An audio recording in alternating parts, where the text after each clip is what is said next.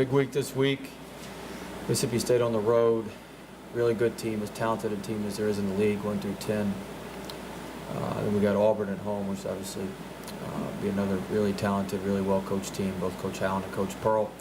Coming off a tough loss on Saturday against Arkansas, just didn't make enough plays down the stretch, and didn't play well enough to deserve the right to win. And so we've got to certainly improve some areas and get better, particularly taking care of the basketball. Turn the ball over 21 times isn't going to get it done, and we've got to do a better job there and give ourselves opportunities to win this week.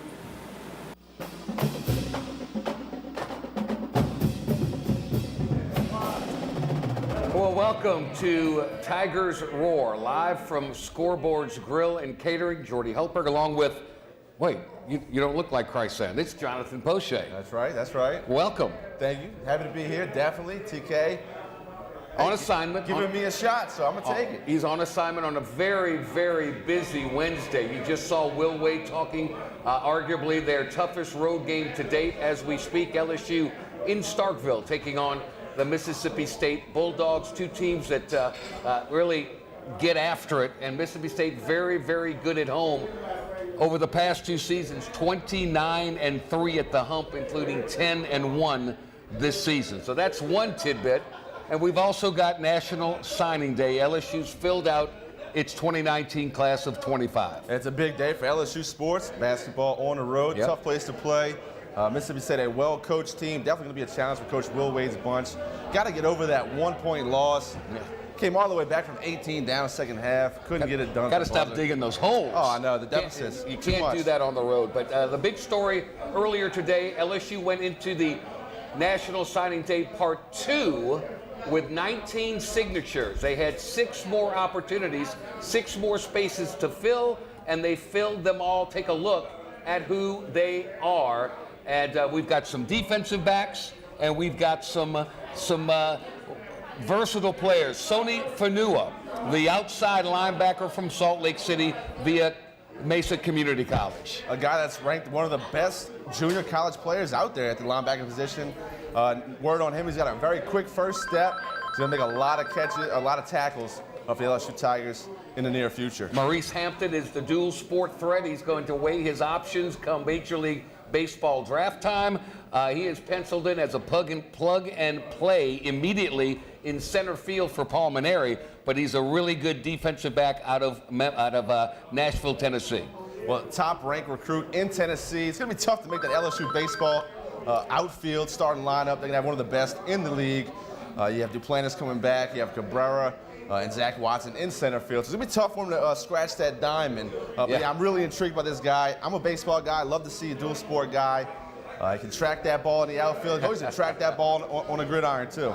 LSU was after 4 defensive linemen. They only came up with 1, so there were other opportunities. The opportunity presented itself for Ray Parker, the tight end / offensive lineman from Ruston. Yeah, it's a big guy. He's got a lot of meat on those bones. Yep. Coach thinks he could transition well to that offensive tackle spot. So we'll see. I mean, coming in as a tight end, played tight end in high school. I don't think I have a problem gaining some more weight and really filling out in that tackle position. They were after 2 in the city of Amite. They got 1. They didn't get the other. Devontae Lee is the one they got. He is the wide receiver. His body is built for college already. You can put him in the slot. You can play him as a hybrid tight end. You can even go on the other side and play him at safety if they want. He is a very versatile, built, ready for college football right here, right now. Yeah, missed out on Sopsher. He put on the Alabama hat. Yeah. So, I mean, LSU fans kind of upset about that. But, I mean, look, got to be happy about Devontae Lee.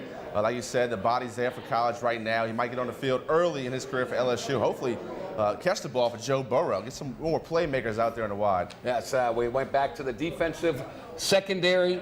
Mr. Ward from Georgia, a cornerback, signed up as well. Here's another situation where you had an Alabama commit, Williams, who flipped. LSU thought they had a chance. He went to Miami, opened the door. They like Ward. They got him. Yeah, I mean, they talk about his athletic ability.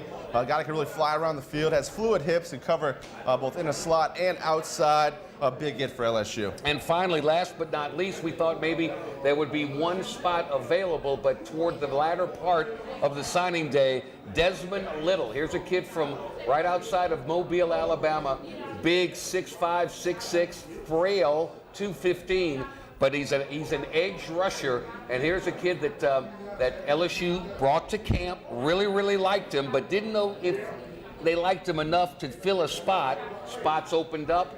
They think they can put some weight on him, and he's kind of a Kaylavon Chason type. I'm intrigued by Desmond Little, a guy that was on his track team as a sprinter and a jumper. So, I mean, with that 6'5" frame you mentioned, should be able to get to the quarterback. I mean, that first step's so important, and hopefully you get around the edge and get to that quarterback. You know me, he plays basketball, so if he plays hoops, he's going to be all right by me. So LSU finishes its class. They've got 25 strong. Mike Scarborough, as he does each and every week from TigerBait.com, will join us and give his expertise and find out where LSU is ranked, not only within the SEC, but nationally as well. It looked like to me that the Louisiana players, -1 that LSU wanted, they got all of them. Really locked down the state. So important to Coach O. Everybody follows him on Twitter. You look for those 3 words. Hold that tiger. Hold that tiger. Everybody gets excited when it secures that commitment. And yeah, big things from LSU commits here and moving forward. Yeah, we'll see what happens. Look, I don't care about stars. You know what happens? They arrive on campus. They give them a uniform. Right. They don't put how many stars you were in high school. Right. You've got a number, and that same coach that was in there praising you, telling you the greatest thing since sliced bread, as soon as you sign, as soon as you walk on campus, he is in your face, and he's going to treat you like the freshman that you are. So all you out there listening, just get ready. I've been through it myself. Wow, that was the greatest thing ever. Then I come on campus and boom, you're like, oh my gosh. None of the players care. None of the coaches care. Their job is to put the best players on the field. So we'll see how this all pans out. I've seen 5 stars, not so good. I've seen 2 and 3 stars rise to play professionally. So you just never know. I mean, a guy in recent memory, Ed Reed, just elected to the candidacy for the Hall of Fame. He'll be inducted later on this year. But 2-star recruit out of high school, out of Destrehan, going to the Hall of Fame. So, yeah, stars don't matter. It's what you do once you get that helmet, uniform, and get on that field and show what you can do. The main key is you've got to trust that this LSU coaching staff did their due diligence, and they've got high-quality character young men that are willing to put in the work, to fall in line, to buy that one team, one heartbeat theory that Ed Orgeron preaches and preaches constantly. If they do that, they'll be fine. And that's where the leadership of LSU falls into place. So, recruiting for 2019 is over, but guess what? 2020 going strong. So we've got much more on National Signing Day. We'll update you on Will Wade. We'll take a look back at that tough loss in front of a packed Peach Palace. It was like the old days all over again. 13,000 plus strong, and they were loud. And what made it exciting, LSU fell behind. They didn't wait for LSU to do something to get them in the game. The fans got into it, and the fans got the Tigers to rally a little bit. And that's good. Oh, it's always special when you have the home field or the home court advantage. Your fans really giving you that mental, that emotional lift that you need. Coach Will Wade left too many people open deep from three-pointer. I mean, I couldn't get over it. I mean, Jody, I think you can knock down those threes. Shoot around threes. But Arkansas shot the ball very well, and that's the key. LSU, way too many turnovers. If you tell me they're going to out-rebound a team by 22 and shoot 30 more free throws than they do, I'd say, well, it's a guaranteed win. Right. But 21 turnovers, that means you don't get 21 extra shots at the rim. And the fact that Arkansas shot over 50% from the field and over 50% from behind the arc, that's the difference maker. Definitely, especially when trying to come back. Got to eliminate the threes. Three-ball kill you in college for sure. And they were knocking them all down, it seemed like. Every time LSU got a little bit closer, another three rained in. Take a look, LSU on the Associated Press and coaches poll.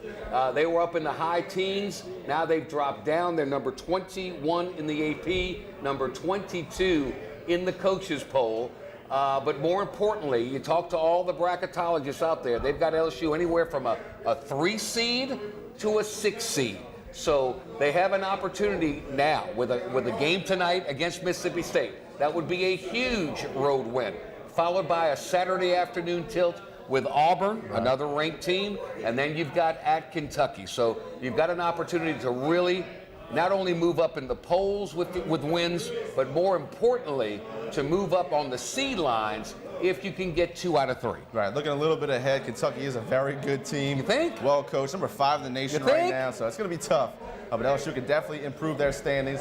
Heading to March, it's just a month away now. Going to be dancing. We'll see where they're ranked. We are about 38, 39 days away from Selection Sunday. It's absolutely hard to believe that that's the case. LSU and Kentucky both as we speak right here, right now. Only 1 loss in league play, trailing the Tennessee Volunteers, who are 8-0. All right, let's take our first timeout of the night. When we come back, much, much more. We'll hear from Will Wade, and we'll take a look back at that tough, dramatic comeback, but unlike Missouri, just a little bit short. This is Tigers Roar. We're live from Scoreboard's Grill and Catering, where we've got everything under the sun. Every night's a party, every night's a tailgate. We just had live music. We've got Sundays, we've got everything with all kinds of new things in store. The food is great, the atmosphere is even better. Scoreboard's Grill and Catering, Tigers Roar. Come on back with us.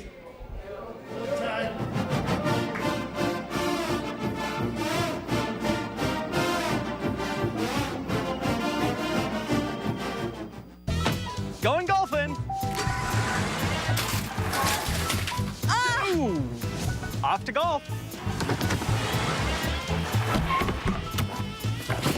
You're picking that up. Off to the range, honey. Bye. Whoa. Oh, that was close. Glad you got the backup camera installed. Yep. You don't need a new car to have new technology. Mike's Audio, conveniently located on Airline Highway near the corner of Bluebonnet. Hi, I am Dr. Farrell Frugier Jr., and I am a general dentist at Frugier Family Dentistry. I was born and raised in Baton Rouge, Louisiana. I went to Catholic High School, LSU, and LSU School of Dentistry in New Orleans, where I received my DDS degree in 1986. I always have and will continue to be committed to continuing my education, to invest in technology which makes the diagnosis and delivery of dentistry more thorough, more comfortable, and more aesthetically pleasing. In our practice, we are here to serve the patients. We want to improve their quality of life and to develop relationships with our patients. In dentistry, we have a chance to impact lives on a daily basis, not just by doing dentistry, but by getting to know them and being a part of their life. We also believe in giving back to our community. So every year, we give back to the Greater Baton Rouge Food Bank, Toys for Tots, and Mary Bird Perkins Cancer Center. Please stop by and visit our office. We would love to take care of you and your family. Hi, I'm Jordy Helper for Tremonti's Meat and Seafood Market at 12451 Old Jefferson Highway. Chairman's Reserve steaks, their pork, their chicken, their seafood, top of the line. Primo barbecue pits, Icy Tech coolers. They can go anywhere and cater anything for you. Go to 751-7665 to call Tremonti's Meat and Seafood Market, where good meat ain't cheap and cheap meat ain't good. Tremonti's Meat and Seafood Market.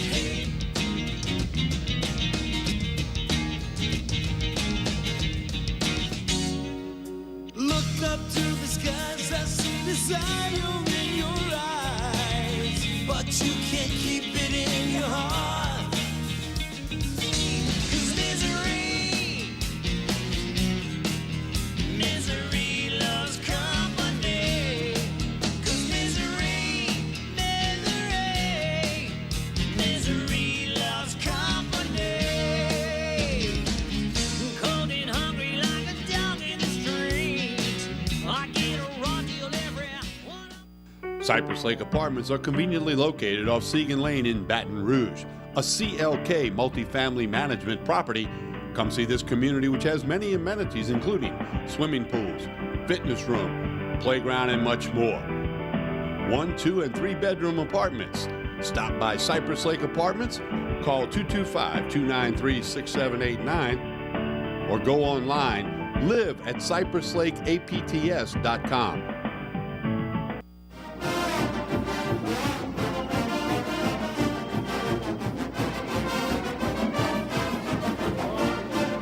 We're back. Tigers Roar from Scoreboards Grill and Catering. He is Jonathan Poche. I am Jordy Heltberg. They've tipped it off. LSU versus Mississippi State. See if LSU can snap back from that very tough 90-89 loss, which we'll take a look back at now. So we look back before we look forward. And it was a game early on where Arkansas, as we take a look at the clips, just shot the ball exceptionally well from the perimeter. They did. Didn't seem like they missed any three-point shots. And as the game got going, they really had open looks from deep. Coach Will Wade said it was from scheme. They were going to let some players try and shoot. But, hey, when you knock them down, you knock them down. When you're hot, you're hot. You look at the stat sheet and you say, okay, look what the trends are for the whole season. And, well, this guy's shooting 20%. We're going to leave him open. We're going to shade toward the other players that are good. We've got to stop the big kid down low because he had 32 against us, right. Daniel Gathers earlier. So, you take you pick your poison. And you hope that they don't shoot the ball well. Well, they did. They built as much as an 18-point lead in front of a packed house that was very quiet, kind of in shock and disbelief. Right, and then they did get back into the game. I was impressed with Devontae Smart and the defensive effort he gave for the Tigers. Really gave them a spark on the defensive side. Got the offense moving in transition. And look, when you're down, the easiest points to get are transition points and putbacks. So, I mean, they gave the effort to get back in the game, just fell a little bit short. I'm not saying that they overlooked Arkansas. I do believe they weren't nearly as focused. Most of the turnovers came in the half-court action, and there's no excuse for that to get 21 like that. And I'm not pinpointing, but LSU was very effective shooting the three ball early in SEC play. Right. Of late, they have been ice cold, roughly as a team, other than Trey Waters, right. About 19% and that's not going to get it done. I mean, a guy like Naz Reid was over 65% from three. I mean, when you get that production out the big man, good things are happening. But as you mentioned, the well kind of dried up a little bit. LSU having to work some more offensive sets. And look, sometimes it doesn't work out. Sometimes the other team is just making their shots, and that's really what happened against Arkansas. To their credit, they fought back, and they had an opportunity. And, you know, what makes Tremont Waters special is his fearlessness on the court. You got to take some of the good with some of the bad. There was a time late in the ball game where nearly from half court he threw that alley-oop to Marlon Taylor, and if that had gone, the crowd, the roof would have exploded, and LSU would have won the game. It was not the best advised pass at that time, but that's what you have to let him play. Right. And it just didn't work. And then Arkansas comes back, takes the lead. LSU had 2 or 3 really good looks at the basket at the end. The shot just didn't drop. Right. I mean, we're about to see that on the highlights. I think he had 3 attempts before the buzzer.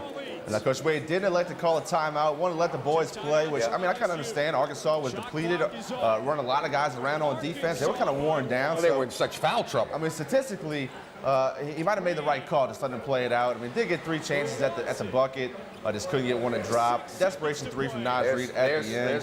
There's Javonte Smart with one, Naz no. But they had some looks, and the 90-89 final score gives LSU their first loss in SEC play, and Will Wade talked after the ball game to the media and now to you. Big week this week. Mississippi State on the road. Really good team, as talented a team as there is in the league, 1 through 10. Then we got Auburn at home, which obviously be another really talented, really well-coached team, both Coach Allen and Coach Pearl. Coming off a tough loss on Saturday against Arkansas, just didn't make enough plays down the stretch, and didn't play well enough to deserve the right to win. And so we've got to certainly improve some areas and get better, particularly taking care of the basketball.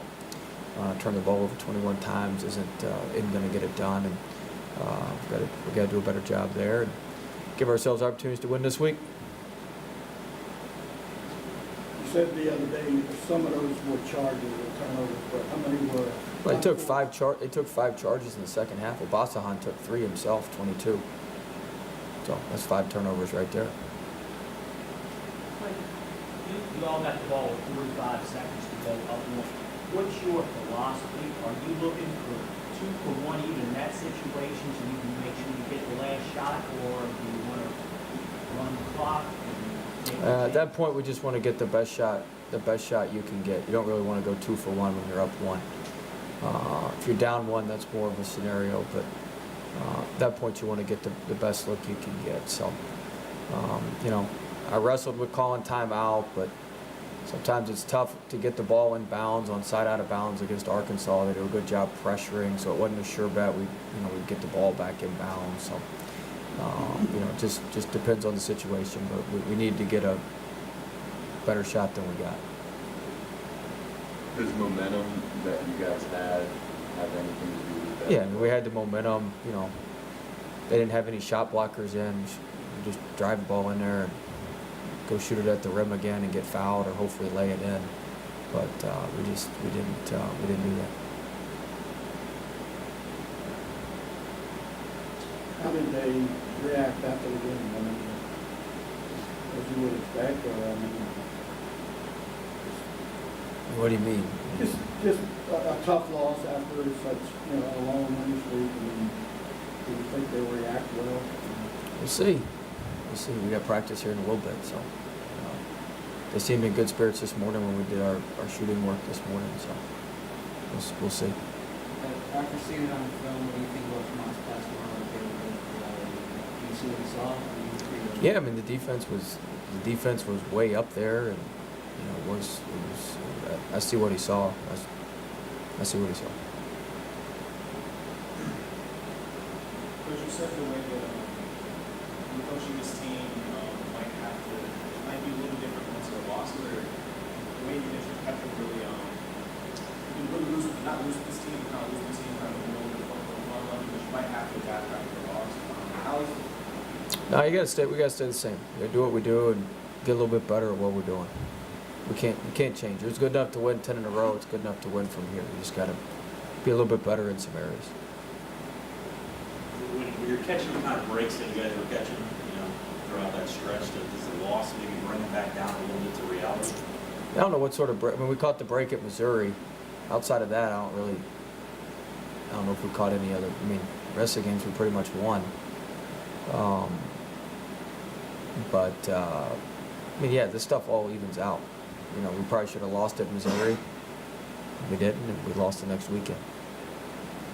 State's hard to guard, obviously. Got to worry about Peters, Weatherspoon, the guys inside. So what's your approach? Well, they shoot the three extremely well. They do a great job when they don't make threes of getting on the offensive glass. So, we've got to do a good job on Peters, and then obviously the Weatherspoon brothers are good. Carter's a good shooter coming off the bench. Holman shooting it well from the 4 spot. Freshman Perry's played as well as anybody in our league the last 4 or 5 games. So, I mean, there's, Woodard's a good player. He hit a big 3 at Alabama to kind of bring them back in the game. So, they're a talented group. They're very well coached. Coach Allen does a great job, obviously. And it'll be a big challenge for us guarding them. They do a great job playing off of ball screens, and so our ball screen defense is going to have to be much better than it was on Saturday. Coming off a game where you kind of gave up a lot of 3-pointers, and then at a high percentage, do you view this as an opportunity to kind of patch that up? Well, an opportunity to patch it up, or an opportunity to get exposed again, however you want to look at it. But I mean, yeah, our 3-point defense is going to have to improve. So. Part of it is that, I take some blame on that in the Arkansas game. We left a couple kids open, and the numbers said to leave them open, and they hit a few. 22, Obasahan hit one, and Bailey hit one, and Harris hit one. So we left some of those guys open by design, and they took advantage of it and hit it, and that's on me, and I got to do a better job with the scouting and adjust on that sort of thing. So. All Mississippi State's guys can shoot, so we got to be out there and have our hand up and be ready to contest shots, second off the floor and contest shots. How much of it was their defense and how much was their offense? I mean, said they were well over 60 for most of them. Yeah, I mean, they shot it well, they moved the ball well. We were just behind the play the whole time. They had their motion going, and we were behind the play. Like I said, I had a bad plan. We put too much emphasis on Gafford, and the reason we beat them the first time is we didn't give up a bunch of threes. Gafford scored 32 on us, but we didn't give up a bunch of threes. And we left ourselves a little bit more exposed for 3-point shots this time. And they buried them. And so that was a lack of emphasis on my part in the scouting. In the first half of the stretch, I think we talked about a 4-minute game, but in the second one, after the first media timeout, where they went on that big run, they had 3 3s in a row, and Melvin scored in that 3. I mean, how big was that as well? I think it gave them some confidence, gave them some life. I believe we were up 11-7 at that point, and they bombarded us there, and it was we were down pretty quick and just fighting from behind the rest of the game, which was tough.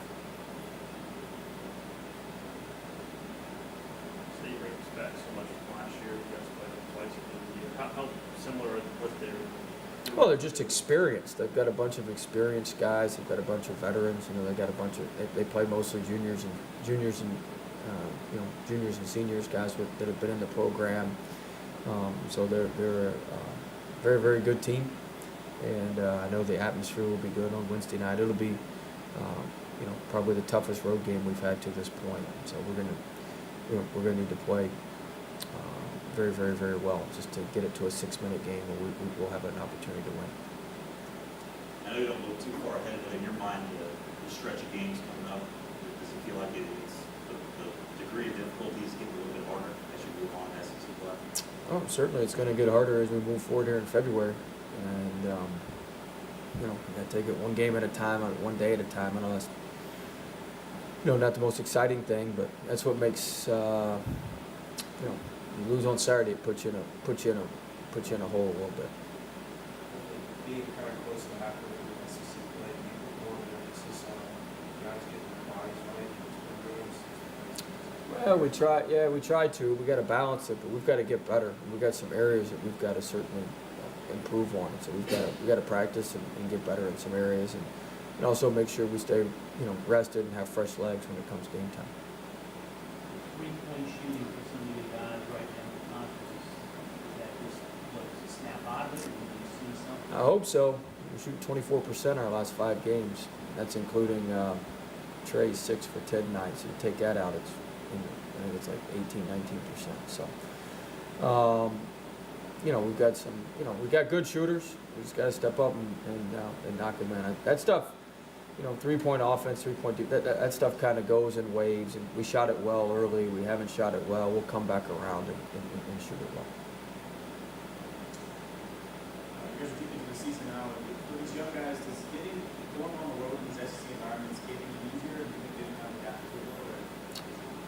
We'll see. I mean, the environments are going to get tougher as you move forward in the season. Everything gets a little more difficult. Everything gets a little tougher. So we've certainly got a lot of work ahead of us. We've got some tough road games coming up and starting on Wednesday. So hopefully we've learned something from our other road games, but time will tell. The 2 comebacks at Missouri and against Arkansas, the period of time that you're coming back in, is there things that you can take away from those? I know you're doing some stuff defensively, it's a little different. Is there things that you can take from those comebacks and apply elsewhere in the game? Yeah, play harder. Play that- harder. Play a little bit harder, yeah. And we got to play a little bit harder so we're not in those positions. Is it encouraging to see the amount of effort that you're getting out of Darius even when the shot isn't falling? Yeah, Days has been great for us. Days has been great for us. He's done a really good job. He's steady, and you know what you're going to get with him, and he's been a really, really good piece for us. You say play harder. He had won 10 in a row. Why? Yeah, we didn't necessarily play all that hard in some of those either, in my opinion. I was going to say, why would you not play hard against offense? I don't think. Scholarship. I think partially it was playing hard, but you got to play smart too. You got to everything matters when you get in these games, and just had too many lapses, and I thought Arkansas was just a little hungrier than we were, and that should never be the case, especially at home. In the first half, I think they got like 10, 50 balls. We got 2. So that's just want to. That's one question. When you say playing hard, what do you look at? Obviously, that's There's one. I mean, we play hard. Don't get me wrong. We killed them on the glass. I mean, you gotta be going hard to go the offense. I mean, you know, there's some things we do very, very well. We just gotta sustain it and be a little bit smarter with what we're doing. You know, at this point, everybody's got talent. It's who can handle the details, and we're just not. We've kind of been able to overwhelm some of these first teams with our talent and our length and our athleticism, and that's not going to work.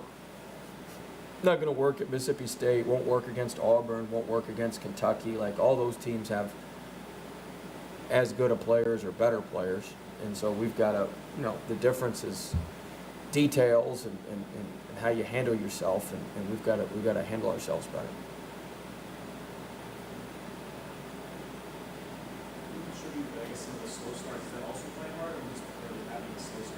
Well, we have slow starts to practice. Right? That's a good point. We're going to try to get that corrected today in practice, and so we got to get. It's very astute observation. We're down 4-0. We're down 4-0 to Arkansas, and so that's something we're working on.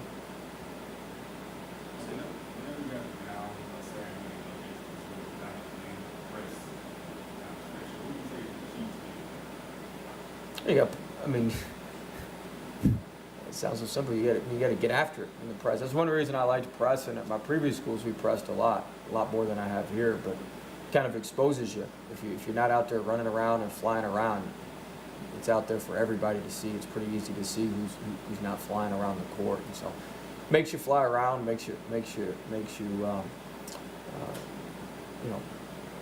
something happen. So it puts you in an aggressive mindset. I think is the best thing about it. And so, I think it got us aggressive and attacking where we hadn't necessarily been that throughout the course of the game.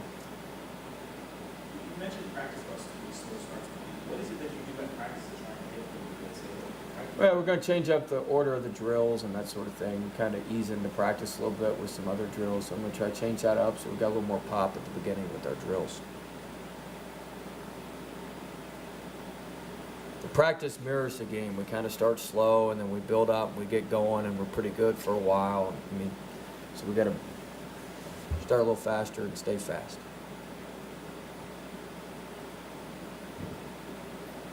All right.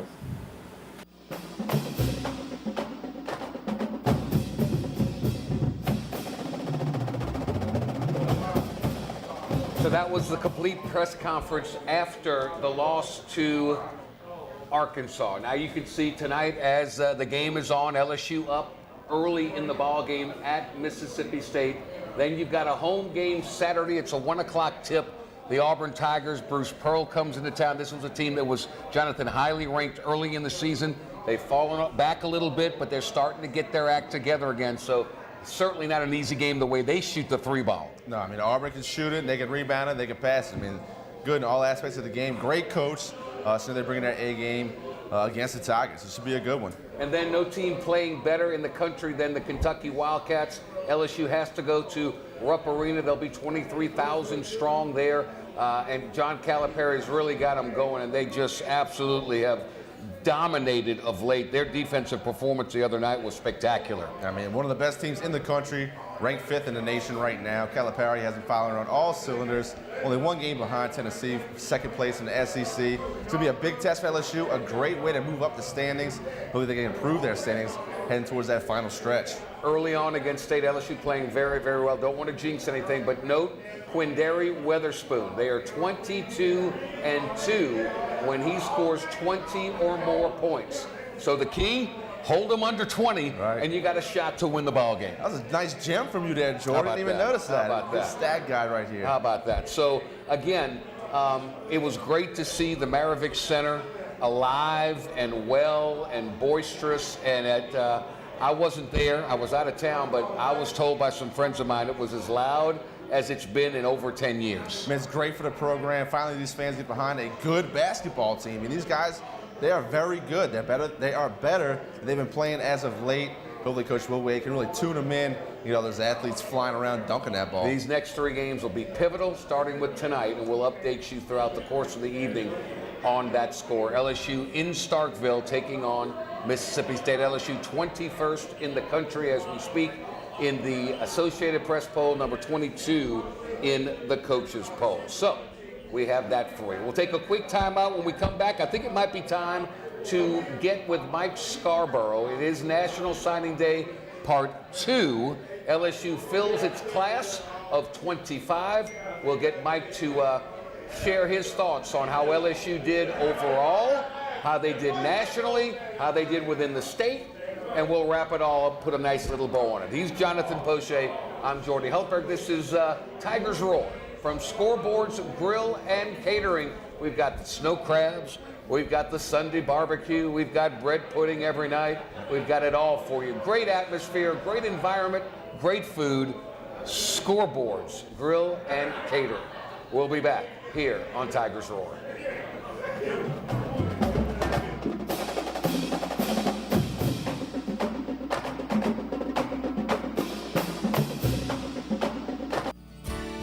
Creel Tree Service is a licensed and insured tree service providing tree and stump removal, topping, trimming, cabling, pruning, and fertilizing. We have free stump removal with takedowns, free estimates, affordable rates, and senior citizens discounts. Call 774-TREE. That's 774-8733. Get your yard ready for the warmer weather. If it deals with a tree, call me, Creel Tree Service, 774-8733. That's 774-TREE.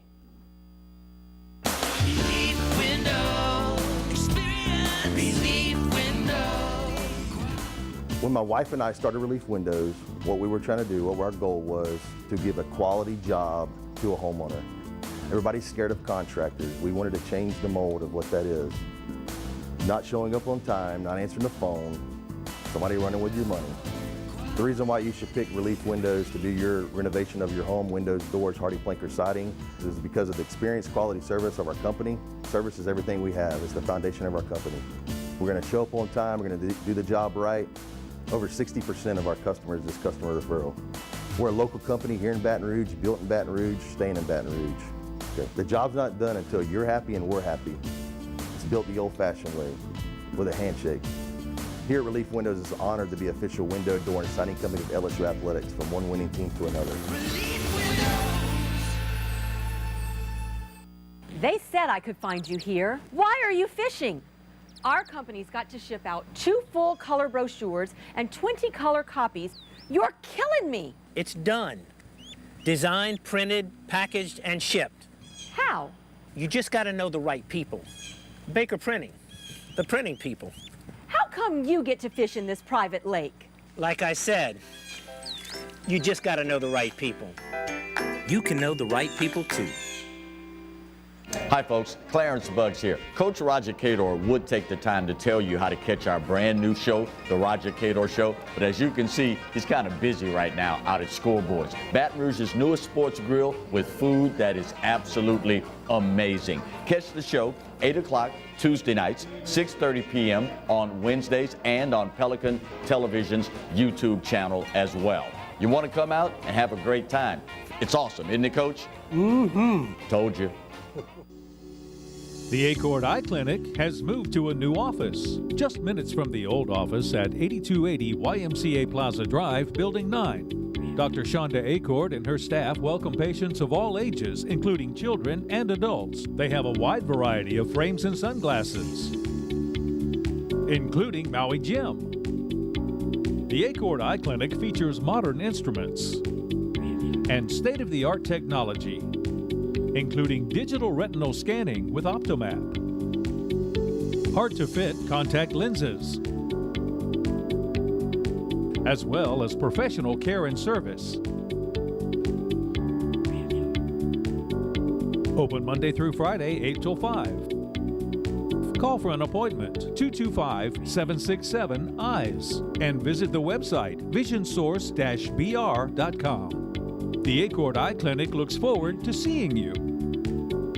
This is an important announcement. If you're between 50 and 85 and worried about your loved ones, you can still get affordable life insurance for peace of mind. My life insurance coverage is guaranteed, and I was not required to get a medical exam. I had high blood pressure and diabetes, and I got my coverage with one telephone call. No exam necessary. I'm a smoker, and I wanted to take care of my family. I called to get my life insurance and my affairs in order. I wanted to do the right thing. Call Final Expense No Exam Insurance. Your rates are guaranteed and will never increase. I called and learned that this insurance cannot be canceled even if you get sick or gain weight. And there are no restrictions on how my beneficiaries use the money when I'm gone. Approval was easy, and the price was right. I wanted to do this for my children.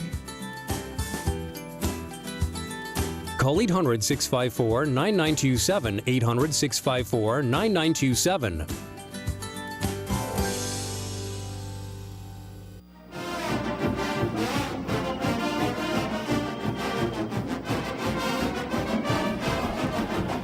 We are back live from Scoreboard's Grill and Catering. This is Tigers Roar. Jonathan Poche. I am Jordy Helperg. We began the show talking about National Signing Day Part 2. LSU fulfilled its 25 requirements for this signing class. We gave our 2 cents, but let's go to the expert, and that, of course, is Mike Scarborough of TigerBait.com, who does a fantastic job of breaking all this down. Your predictions, for the most part, were spot on, Mike. Thanks for joining us. Yeah, I tell you what, though, there was some interesting turn of events. It wasn't all locked in. Going into the weekend, we thought we pretty much knew how it was going to go down. Yep. But then Ray Parker actually became a part of the class. Christian Williams, who for the last month we thought would be the last DB, decides, 2 days ago it was going to be Miami. Yeah. And then so that meant Jay Ward became the guy, and we saw that roll at about midnight last night. And then, of course, the rest of the day today, and then a kid, once that 25th spot was open, a new outside linebacker that we'll see what he's like in a year. Mike, let's get into specifics. Let's talk about your thoughts on Sony Fanua. What kind of void does he fill, and what are your expectations of him? Well, look, he's that that guy like Lewis Neal that Dave Aranda's been looking for a while. Kind of similar to the Alabama linebacker that is also a part of this class that signed an early period from Oxford McCollum. Mm-hmm.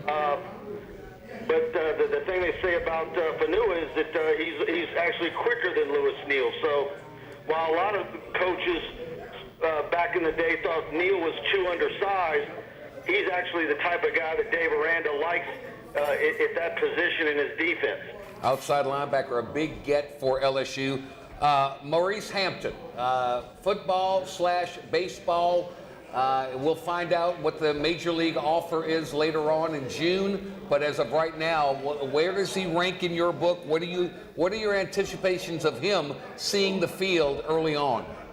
Well, I mean, look, he's a two-sport star. Coach Orgeron mentioned today that Paul Maneri helped recruit him. The kid loves the idea of coming to LSU and being a guy that can play both. Where he's at on a football field, I don't know if he comes in and he's like Jacoby Stevens and you try him one place and then you try him somewhere else until you find a place. But as of now, you would look at him as a corner, and then maybe see if he can do something for you on special teams. And then in baseball, he's a center fielder. So so now you wait to see how high he'll get drafted and what the dollar amount some Major League Baseball team might offer him. Who's happier, Ed O or Paul Maneri? I think Paul Maneri got himself a plug-and-play center fielder for nothing. Yeah. I mean, he gets a freebie because football. Two sports stars are on football scholarships, so he's not having to divvy up those limited scholarships to Hampton. Mike, Ray Parker, tight end out of Ruston, Louisiana, got some size on him. Coach O might think he transitions to the offensive tackle spot. What do you have on Ray Parker? Yeah, I've seen him play a couple of times. In fact, when I saw him at Acadiana as a junior, Ensminger was there on the sideline. And when I've talked to Coach Ball at Ruston, he seems to think like me that if he's going to be an offensive lineman, it's going to take a while. To me, he looks like a tight end. Even if he's 270 or 280, when you look at him, he doesn't look like he's that heavy. So, you know, we'll see if he's that guy. But I don't know. Maybe he ends up being a tackle, but he better start consuming some calories. He was kind of left out there a little bit. If LSU had gotten what they wanted, they were after all those defensive linemen. When that failed, they kind of backdoored on Ray Parker, didn't they? Yeah. Okay. Yeah. But, you know, look, you know, we've seen a tight end that happen with, and by the name of Foster Morrow, who just wrapped up and got a scholarship late. So, absolutely. All right. So, you know, I know just brief interactions with Coach Ball this morning. I'm sure it was a lot of hand-wringing and you know, them trying to figure out what was going to happen up in Ruston on their end. We go to Amite. There were two. LSU got the first one in Devontae Lee. I think we're overlooking, some people are overlooking him because of what happened a little bit later. We'll get into that shortly. But Devontae Lee looks like a body ready for college football. You can do a myriad of things with him. How big of a get was that? Yeah, look, it's for, you know, you go to that area and you get two kids, and Trey Palmer and Devontae Lee, two, you know, wide receiver and an athlete in Lee. And Lee talked a lot about offense today, but he's also talked to me about how he is not adverse to playing safety. I think he is better suited at safety, but we'll see how that plays out for him. He can play special teams, but I mean, you're talking about a kid right now that's 6'2", 218 pounds. I mean, he could very well be 230 in a blink of an eye. Absolutely. And you know, and I talked to Coach Powell about that at Amite. He's got big.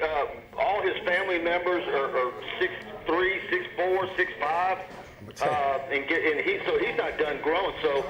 Yeah, I mean, it would not be a shocker if he ends up being an outside linebacker in a year. I could see a tight end possibly putting that weight on. Boy, you talk about create some mismatches. We'll flip the page and we'll see that you mentioned the Williams kid that was committed to Alabama. At the last minute goes to Miami. That opens up a spot for another corner, and Mr. Ward filled that bill. Yeah, and I think he was excited. You know, I was up, you know, late as usual last night, and he tweeted to Maurice Hampton at about 11:55 p.m. And of course I saw it because I had my Twitter set for notifications if he tweeted anything.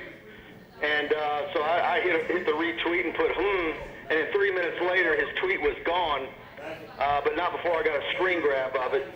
So it was then pretty obvious that he was going to be a part of the class. And then when I get up this morning, I figured Ray Parker was going to end up being a take as well. And sure enough, I go to his Facebook page, and before he went to bed last night, he changed his profile picture to him wearing his LSU jersey. So a lot of these things were getting tipped off before the morning even got uncorked. Can't sneak anything past Mike Scarborough of TigerBait.com. So I thought after Devontae Lee, that was number 24. I thought, well, maybe they're going to save one for next year, wait for a grad transfer, and all of a sudden, Desmond Little pops up on the Twitter, outside linebacker from Mobile, Alabama. I was on the radio with you, not knowing what they were going to do with that spot, and saying, I don't know. And then as soon as I hang up from you, there he is a signee. And I immediately reached out to a friend of mine in Mobile who actually is a part of the St. Paul football program, and as soon as he answered the phone, he goes, "This kid is incredible." Really? He immediately compared him to Barkevious Mingo. He said it was his job to put together a way to defend him, and they said that they could not block him. So you're looking at it, what is he, got a 12-foot something long jump, and I mean, obviously, what is he, 6'4", 6'5", 215 pounds. He just said he's got a game, that he's got to put on some weight, and he seems like a kid that probably has a hard time adding muscle. So if I recall, that was also something that Barkevious Mingo had to deal with early on. Right. He can't gain weight because he's playing football, he's playing basketball, and he's running track. But he's got speed, he's got length. That might be a diamond in the rough. All right, let's go back to Amite. LSU did everything they could, and Ed Orgeron said a couple of times, in his wrap-up press conference, we gave it everything we had, and we did it the right way. Sometimes you win some, sometimes you lose some. They lost Ish Sopsher to Alabama. Your thought process on that? I absolutely agree with Ed Orgeron. You know, this isn't a deal where, you know, Landon Collins, you know, look, when LSU lost Landon Collins, Kirby Smart was actually at Dutchtown High School more than an LSU assistant was. That was what was sort of aggravating in that case. Okay. In this case, there was no situation like that. It is absolutely true what Ed Orgeron said, that they did absolutely everything they could do, did everything the right way. I absolutely believe that. And, you know, I don't think that soothes anybody. You don't like to see defensive linemen go away because that is such a premium position. But like he said today, he's got a bunch of returnees. They're going to be healthier on the defensive line. And now for 2020, you've got 4 kids in the state of Louisiana that have offers on the defensive line, and 2 of them are already committed. So, and then there's a 5th one out there that I think is a very good one as well. And plus kids out of state that they're after. But those are the premium positions that when you go after them and you're going up against Nick Saban or Kirby Smart or Jimbo Fisher and you're LSU, you're in for a dogfight. And I think that's where it's you know, between Darian Mathis, Isaiah Buggs, Marvin Wilson, and I know a lot of people, including myself, were saying, well, this is his position. You know, what is it? Do they need to evaluate? I know that was a question asked of Orgeron today, but, you know, I agree with him that they really did recruit Sopsher for several years and did everything possible, and it just, I mean, the governor was involved. I mean, there's a lot of stuff out there that I think maybe will come about over time, but there's nothing. I just think there was nothing else they could do. Mike, Coach O said something about that LSU's a national brand. Says, well, I've gone up to Baltimore, Maryland, getting a great reception there. Has LSU crossed that threshold? Are they that national brand now? Oh, no doubt. I mean, think about some of the games that LSU's involved in. Not just the 7 overtime game, and but the games against Alabama. The fact that you've got another character type of head coach, Ed Orgeron, like you had in Les Miles. The guys that are you know, recognizable faces in the college football realm. Tiger Stadium. I mean, some of the games that they're televised involving LSU and multiple opponents were some of the top 40 viewed sporting events last year. So it is a national brand, and every time you see these Forbes or Wall Street Journal talk about the value of athletic departments and programs, LSU's always in the top 10. So within the state, it seems to me, and you'll know this far better, that LSU went after the ones that they wanted. I think they got just about everybody in the state that they offered except one. So with that in mind, mission accomplished by LSU and the coaching staff. Yeah, no doubt. And I think and look, we said this. We've been saying this for months, that, you know, when Sopsher was a 5-star, I said I didn't think he was a 5-star, and I said it publicly. I think he should have been a high, strong 4 or a middle 4, but I would have liked to seen him been a more dominant football player in all the games that I saw at the 2A level. But there's no denying his size, his measurables, and this and that. But regardless, if you just thought he was going to be an average defensive tackle, the buildup for him was so big that the perception of losing him to the average casual LSU fan would not look good for Ed Orgeron. And the fact that he was the last guy to announce in the second signing period after he had such a nice haul in December, you know, to me that's just an unfortunate luck of the draw. And Coach Orgeron kind of, you know, hinted at that this afternoon when you said, it's kind of a what you done for me lately, but if you would have said over a year ago, knowing how strong we thought the 19 class was, that Ed Orgeron would only lose one player from the 19 class, you'd have taken it all day, and you would have said no way. Yeah. LSU finishes very high. Let's get your early thoughts on positions of need in the 2020 class. It's defensive linemen, and you cannot lose Jaquelin Roy from U-High. You cannot lose Jacoby and Guillory from Alexandria Senior High School. Might be that those two are so close and can anchor your defensive line for 3 years. Okay. As far as the quality, and it's not pitting one against the other, because the way that defensive front's set up,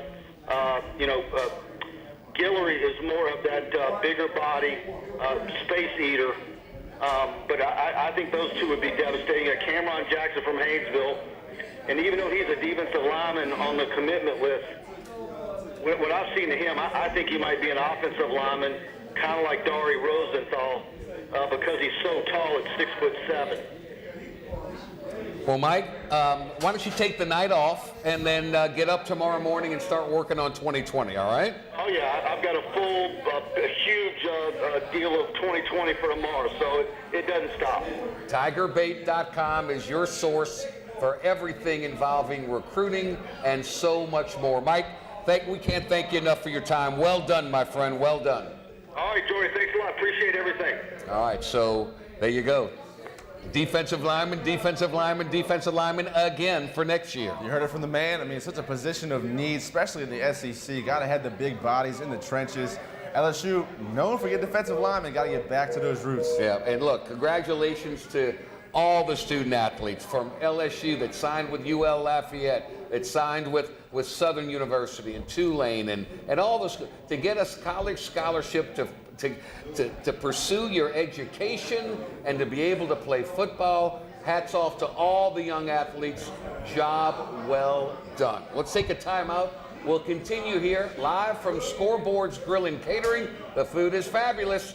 We got flat screens everywhere. We're watching LSU basketball, a nip and tuck affair up in Starkville here in the first half. He's Jonathan Poche. I'm Jordy Helper. This is Tigers Roar. We'll be right back. Stark Vegas.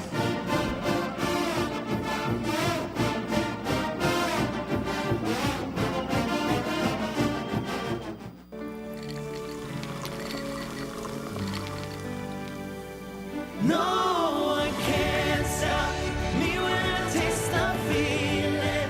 Nothing could ever bring me down. Nothing could ever bring me down.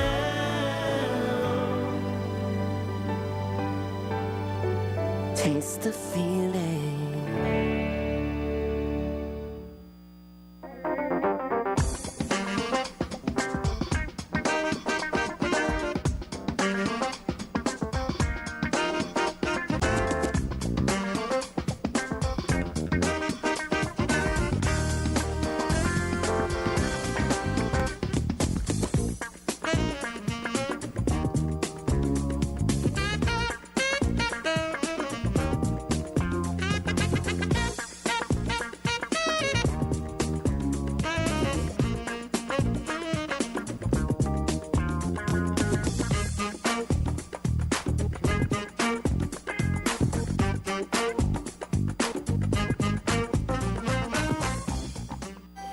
Oh, great party. Oh, thanks for coming, guys.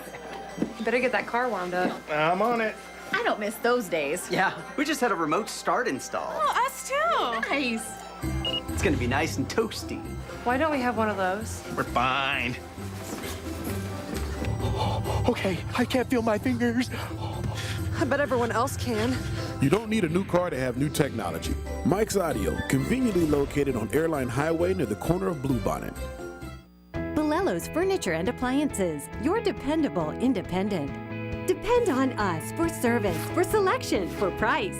Get huge Whirlpool savings. Shop now and save on Whirlpool appliances throughout the store.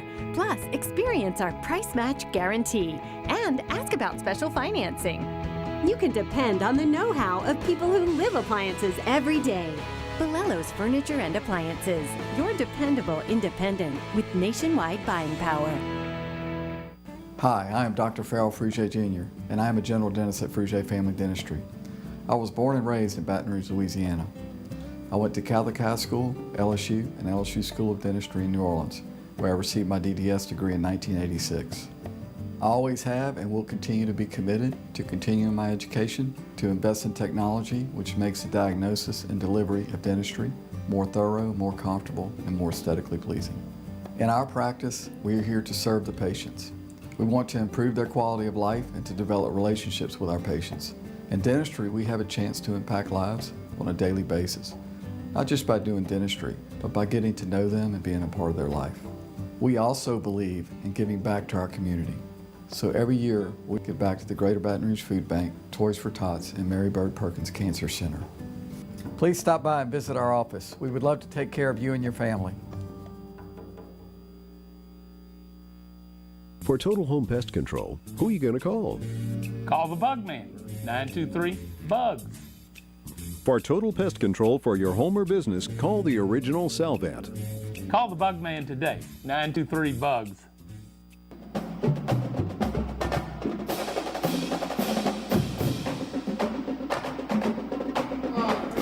We welcome you back to Tigers Roar. Jonathan Poche, I'm Jordy Helberg. We're live at Scoreboards Grill and Catering, open every day, Tuesday through Sunday at 11 a.m. Food and fun for everyone, no matter how young, no matter how old, Scoreboards is for you. A great day, great news on Saturday before the Super Bowl for some Louisiana football tie-ins with the National Football League and the Hall of Fame. Take a look at those like Kevin Mawai, the Wampus Cat from Leesville, played in the 80s for LSU, had a storied career in the NFL, and you saw the emotion when he got the call. I think it's his 5th year of eligibility, and Kevin Mawai, outstanding career, played all over the league for Seahawks, ended up with the Titans for a long time, blocked for Curtis Martin. 8,000-yard seasons, outstanding worker, great guy. I mean, around Baton Rouge, he does a lot of sponsoring for the Red Stick Bowl, so sticks around, gives back to the community. Could be happy for Kevin Mawai. And then Johnny Robinson. Johnny Robinson, legendary member of the 1957 National Championship team for LSU. He did a little bit of everything, had a great career in the NFL with the Kansas City Chiefs, amongst others. Did a little bit of everything, and I'm just thrilled for him that he is here. He is able to see it, feel it, experience it. Job well done. Doing a little bit of research on Johnny Robinson this week, had no idea how good of a tennis player he was for LSU. Won an SEC championship in singles. His father, Dub, named the stadium named after his father, Dub Robinson. Won the doubles SEC championship with his brother. How about that? I mean, hey, Drew Brees Great played athlete. tennis.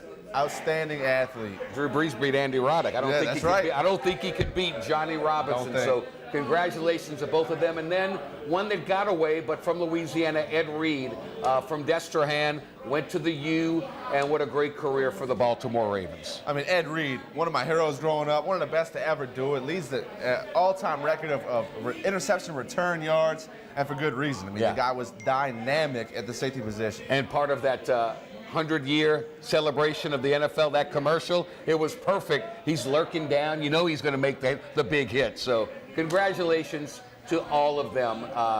Kevin Mawai, way to go, big guy. Way to go. Coaching on the Arizona State football team. So enjoying life out there in the desert. Now, we are not very far away from the start of the LSU baseball season, and you talk about expectations. Look where they're ranked. They're ranked number 1 across the board in the USA Today preseason top 25. They're number 1 in every poll except maybe 1 or 2, which they came in at number 2.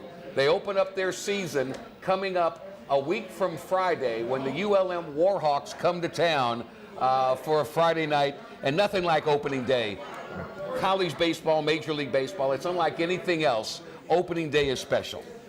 LSU opening day shattered a little bit by the injury to Zach Katz, tweaked the groin. Coach Molinari didn't know how long he'd be able to go in that season opener, but expectations have to be through the roof for that program. And they have a lot of talent coming back. A lot of guys sign on for their senior season just to win that national title. A lot of pressure there, self-inflicted. You can't say the word Omaha if you're an LSU baseball player. Not until they get there, then you can. They're taking it that one game at a time approach, and I like that.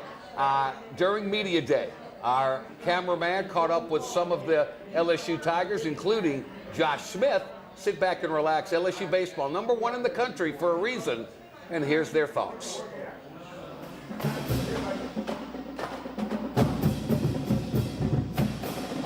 I said earlier, it feels like I haven't played baseball in like 3 years here, so it feels good to be back. How does the back feel? Yeah, it feels good. I haven't felt anything since last year against Ole Miss, and so I kind of got in a back program I was doing 3 times a week for like 5 weeks, and so I finished that. And now I have to do like 3 days a week for the rest of my life, I guess. But yeah, it's good, man. What's it mean to be a leader on one of the top teams in the nation? Yeah, I mean it's awesome. The good thing about this team though is you got the young guys too who are kind of almost already have like that veteran leadership, so it's good to have those guys. But for me, playing shortstop, it's one thing that I have to be accountable for myself and my actions. But to come to LSU and get to play that position, be a leader for this team, it's awesome. So Coach Molinari talked about you possibly hitting second to give Antonio possibly a steal. How does it feel to be able to hit second? Yeah, it's a good thing when you know one of the best hitters in LSU history is hitting before you, so you're probably going to be hitting with a guy on base a lot of the times, and it's good to get to have situational hitting in that position and get to drive in runs, but it's awesome to hit behind a guy like that, so I'm excited. Josh, last year you went away for a while, right? Yeah. Came back and then aggravated it again Yeah. right away. You feel pretty confident that's not going to happen again? Yeah, so I mean, I played the whole fall. So I first rehabbed it during the summer, felt good. Played the whole fall. I've been swinging all over Christmas break and felt good, throwing, fielding, and I think I'm 100%. I know I'm 100%, so it's good to be back. What's the toughest thing about last year? I mean, do you toss and turn at night? Do you just frustrate? I mean, what's the toughest thing about not being able to help your team? Honestly, yeah, I would go to sleep at night. I'd stay up for 2.5 hours, 3 hours, just couldn't sleep, kind of wondering if I was going to play again. I know guys have had back injuries before, and it's taken them 2-3 years to get back into it, but mine wasn't too bad. It was only 6 or 7 months, something like that, and I'm happy to get back, and it's time to go. So you were wrestling with, am I going to play baseball again? Yeah, for a little bit. I mean, it'd be dumb not to say that. I mean, it took me, I was getting better, and then I'd have a setback, getting better, have a setback, but this past fall gave me some confidence, and then up to now it's gave me some confidence. So, what excites you about taking a look around and this team and this personnel? Yeah, definitely the guys coming back. That were the guys, the draft guys, the Hess and Watson and Duplantis. Those guys are leaders for our team, and to get those guys back is special. It's just like the team in 17 getting that, and the young guys, Bianco, those guys are going to step up for us this year, and also seeing Hal and Brant come through, grow up, and mature a little bit, and then having one of the best players in the country, Daniel, out there in left field is going to help us a lot too. And we got 2 catchers that are going to do pretty well for us. So how does it feel to be, compared to Bregman at short? Yeah, I mean it's a good comparison, but that guy is, like I said earlier, he's MVP candidate in the MLB, so it's great for coach to say that, but I mean I got a lot of work to get to there, and but that guy is a role model for us. We all look up to him. He plays the game the right way, but it's pretty cool. But we got a lot of work to do. Do guys like Bregman and maybe Kramer's, people like that, come back and give y'all advice from time to time? Yeah. Kramer came back, I think, pretty recently. He was out here. If you didn't see on his Instagram, talking about him working hard late at night. No, I was kidding. But yeah, he comes back. Him and Cole come back. Bregman comes back a little bit, but just to have those guys, kind of the guys, the stepping stones, they came through first, and it's fun to have those guys around. Josh, your injury was your back? Yes, sir.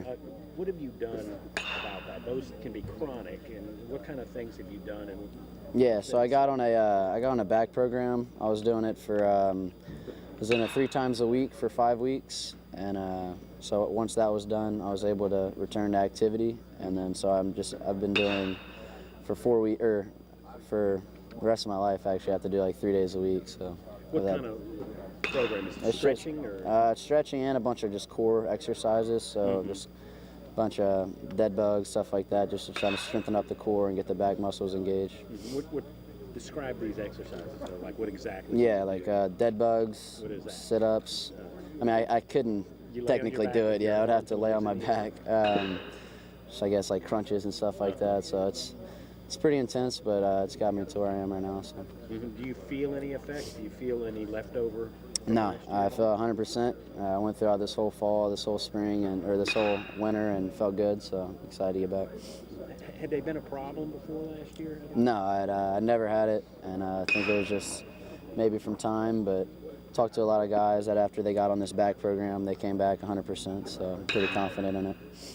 And how are you swinging the bat? Do you where you want to be there? Yeah, I mean, I feel pretty good. We got a lot of time. We got 3 weeks before the season, so still time to get better, work on some things, but Sean's been pretty helpful for me, and feeling pretty good. I'm glad to honestly get back out, just swinging the bat, and but it feels good. So yeah, I'm ready to go. When was the first time you were able to get back and swing? Honestly, I think it was the beginning of this school year, beginning of the fall. I came back and swung and felt good. I was a little nervous at first, but ever since then, felt good. No setbacks between then and now? No, I haven't felt anything since last year when I tried to come back and play. Did you rehab at all with Walker? Was Walker rehabbing with you at all? We didn't rehab much together, but we were hanging out every day. He's my roommate, so we were coming to the games together, driving together. So.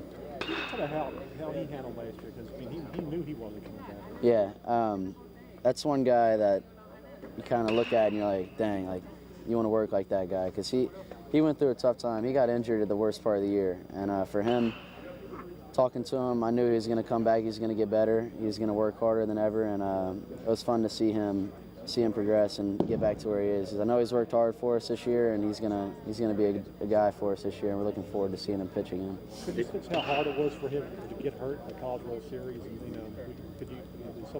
Yeah, I mean, we didn't talk much about it, but I mean, knowing him, he's a competitor. He's a football guy. He grew up in Texas football, so I mean, I know it hurt for him, but he's a vital part of that team for us, and he's going to be a big part for this year's team. Did you struggle with it at first? No, he's not the type of guy to get down on himself. He's a confident guy. He knew he had a long road ahead, but he put his head down and went to work, and that's one thing about him that everybody on this team loves. Where you see him right now as far as where he is pitching-wise? Yeah, I honestly haven't seen him pitch too much, but just knowing what kind of guy he is, I think he's going to be all right. So. Are you excited for your first at-bat on the 15th? Yeah, dude, I'm probably going to be shaking, but we'll get that first at-bat over and then get ready to go. Coach said that after today, no talking about Omaha and that kind of thing, just day-to-day, is that? Yeah, so, I mean, everybody knows that's our ultimate goal for it, but we're going to come out here day by day, each one game at a time, starting with ULM, and those guys are going to be good, and we're getting ready to play those guys, so we'll see how it goes. Omaha's the ultimate goal, but what's your personal goal for the season? Stay healthy all year, honestly. I mean, I want to do everything for this team.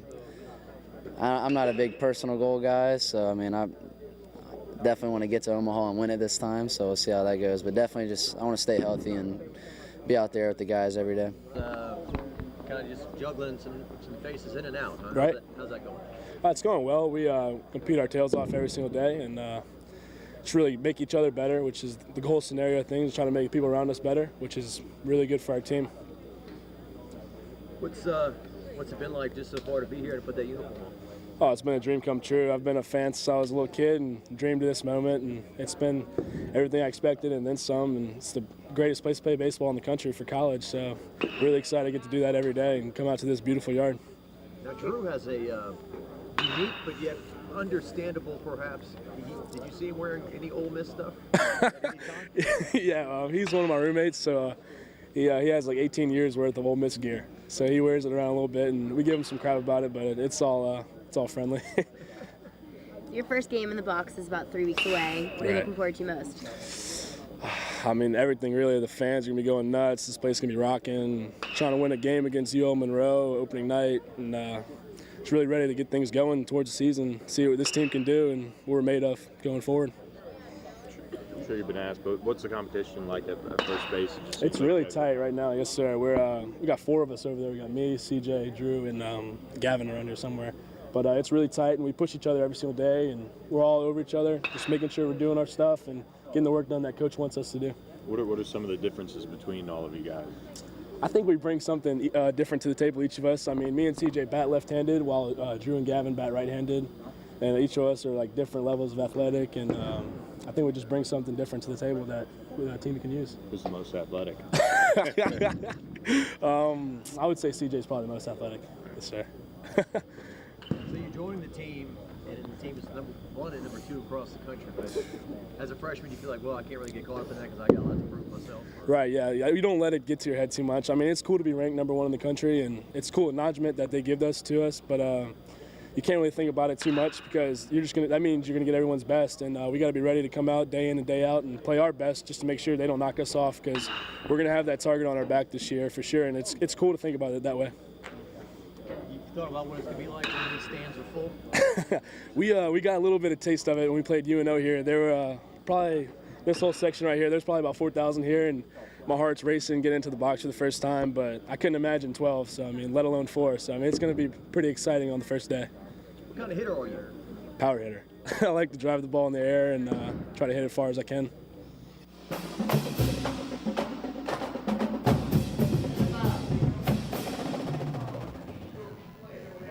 That's a big-time, big freshman.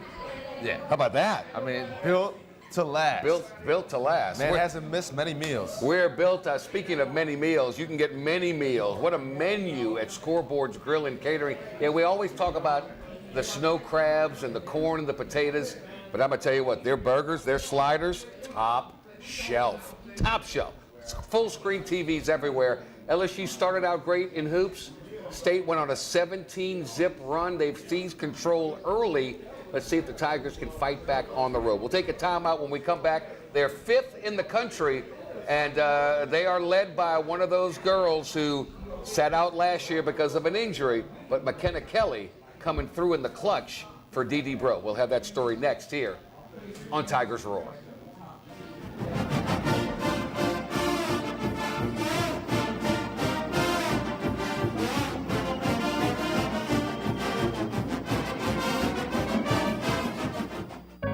We've been fighting the war on drugs for a long time. We answer the phone 24/7, 365 days a year. On a busy night, we answer hundreds of calls. This war on drugs needs our intervention. Since 2014, Addiction Hope and Helpline has helped people struggling with drugs and alcohol. When the phone rings, we help people when they need it the most. When we get a caller into treatment, it feels right. It feels good.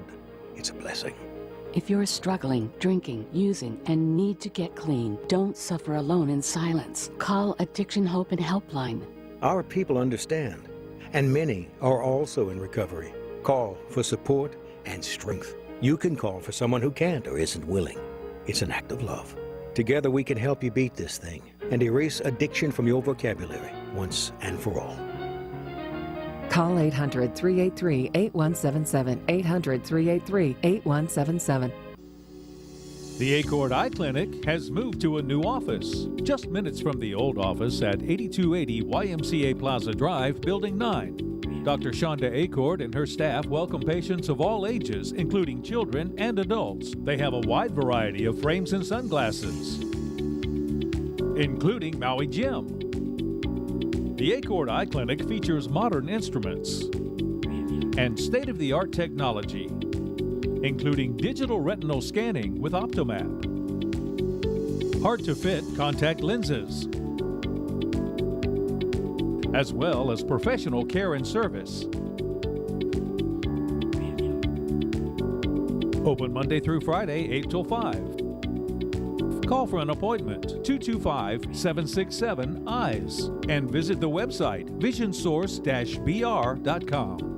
The Accord Eye Clinic looks forward to seeing you. They said I could find you here. Why are you fishing? Our company's got to ship out 2 full color brochures and 20 color copies. You're killing me. It's done. Designed, printed, packaged, and shipped. How? You just got to know the right people. Baker Printing, the printing people. How come you get to fish in this private lake? Like I said, you just got to know the right people. You can know the right people too. Hi, I'm Bobby Yarborough with Manda Fine Meats. Here at Manda, we know what the folks of South Louisiana love. They love great flavored smoked sausage, delicious deli meats, and specialty items like boudin and andouille sausage. Manda Fine Meats has been providing these products since 1947. We produce them right here in Baton Rouge, so you know you're always getting the freshest product at your local grocery store. Manda Fine Meats. Taste the fresh local flavor in everything we make. Make it Manda every time. Hello. Hola. 你好. Experience what the Baton Rouge International School can offer your children. Now welcoming displaced students for short and long-term stability.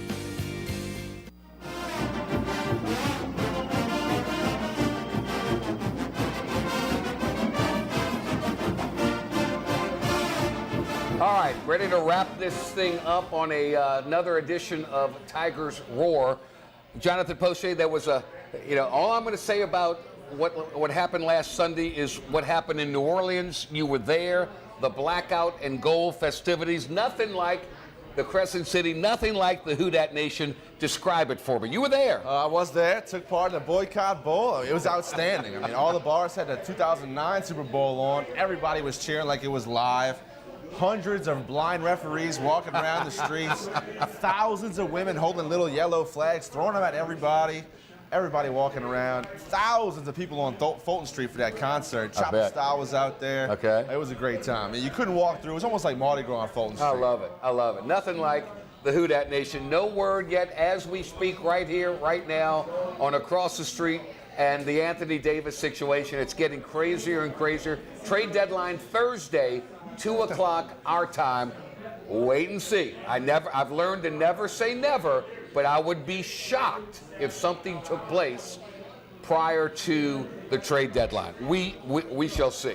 Again, LSU basketball taking on Mississippi State, and again, National Signing Day Part 2. LSU had 6 available slots left. They filled them up. They've got Sony Fanua, the outside linebacker, the junior college transfer.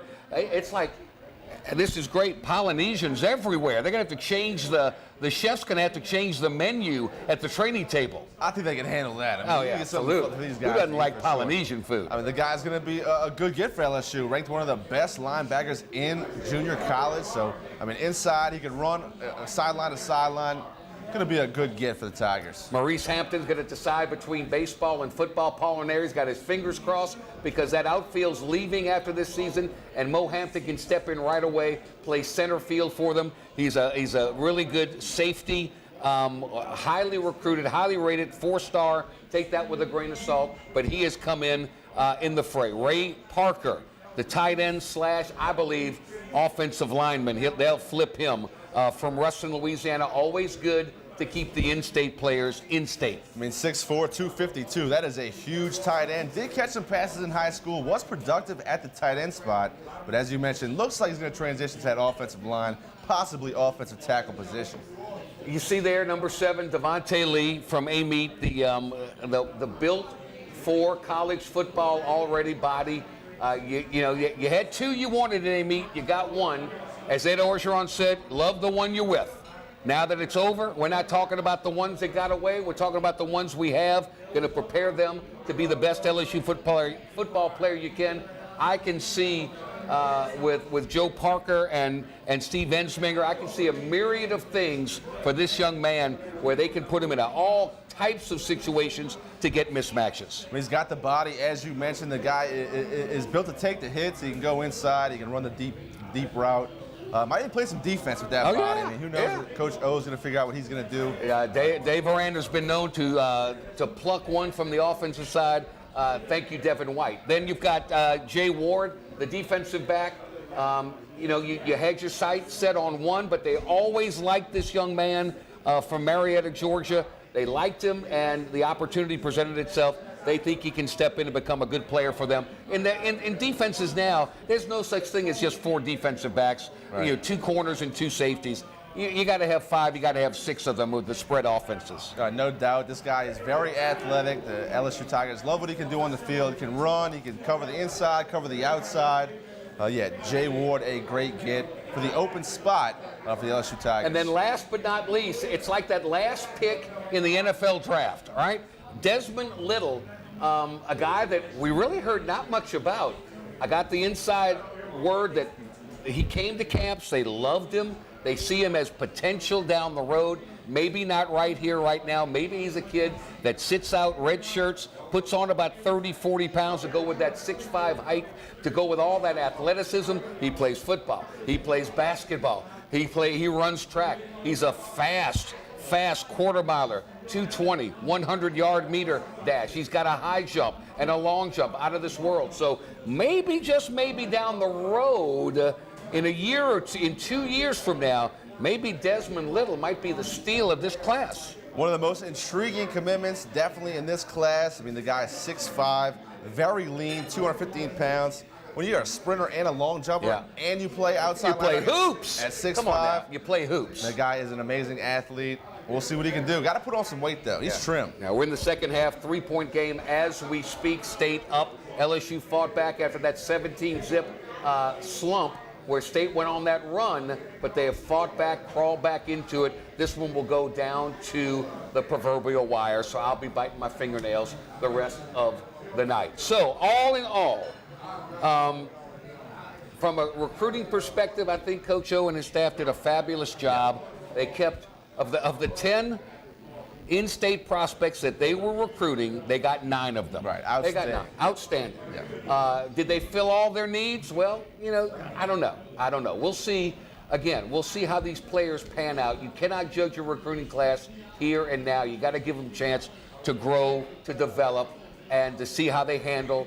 Because look, they're going up against full-grown men now, so it's a whole different ballgame. When you're the best player on your team in high school, you get to the college level, that's not the case. You really have to compete every day at practice, try to get better in the weight room, the whole 9. I mean, you can't just casually stroll in and think, hey, I'm the man. I mean, this is LSU. That's right. This is just a little bit below the professional level. We were going to show McKenna Kelly, but we had some difficulties on that one. We'll get that to you at another time. LSU 5th ranked in the country, just coming off a big win over North Carolina State. Friday in the Maravich Center, they will host Kentucky. They'll get 13,000 in there as well. Man, it's great for Dee Bro. Been doing it for 42 years. Time to get her a championship. The expectations are always high with the gymnastics team, and we'll see what they can do. And a quick turnaround Saturday, LSU hosting Auburn in Peach Palace. He is Jared Poche. I'm Jordy Helper. Thanks so much for tuning in. We'll see you next week here on Tigers Roar from Scoreboard's Grill and Catering.